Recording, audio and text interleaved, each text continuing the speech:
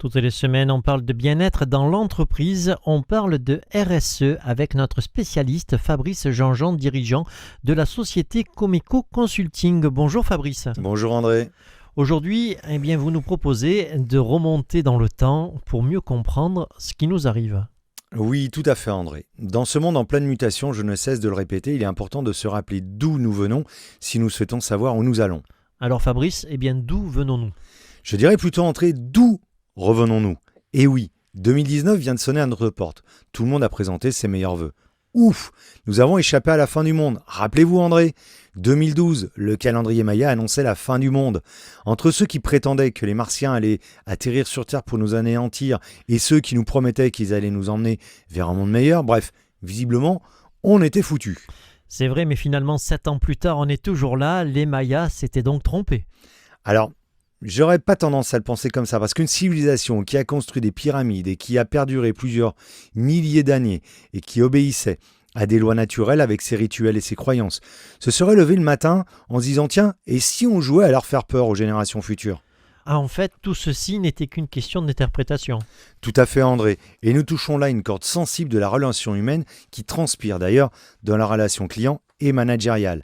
L'interprétation des faits et de ce qui est dit. Prendre tout pour argent comptant ou au contraire, garder un esprit critique libre de tout jugement. Il ne fallait pas lire la fin du monde, mais la fin d'un monde. Celui de l'obsolescence programmée, celui des vieilles pratiques commerciales, managériales, relations clients, politiques. Et je ne sais encore, 2012 était l'annoncement de la transition. Il ne fallait pas penser fin, mais transition. Il ne fallait pas entendre fin, mais transition. Et cette transition se prépare depuis quelque temps déjà. Début des années 90, arrive Internet avec les fameux modems. On commence à parler de transition numérique à partir de 2005. Aujourd'hui, nous sommes dans l'ère de la fibre et du 4.0. La transition écologique, ensuite, avec les énergies renouvelables, commence suite à la canicule de 2003 pour s'affirmer ouvertement en 2009. Aujourd'hui, elle prend tout son sens, même s'il y a encore beaucoup à faire. Vient ensuite la transition climatique, avec la multiplication d'événements climatiques extrêmes avec des fréquences de plus en plus rapprochées. L'une des premières prises de conscience vient du tsunami de 2004 en Thaïlande. Enfin, la transition des modèles économiques suite à la crise de 2009 où l'étude de l'INSEE a mis en avant le bien fondé des modèles économiques qui ne sont pas basés sur la rentabilité absolue. Et aujourd'hui ? Pointe la transition de l'intelligence avec l'intelligence artificielle. Alors certes, ce concept ne date pas d'hier, puisque si l'on y réfléchit bien, il date de la création des premiers ordinateurs.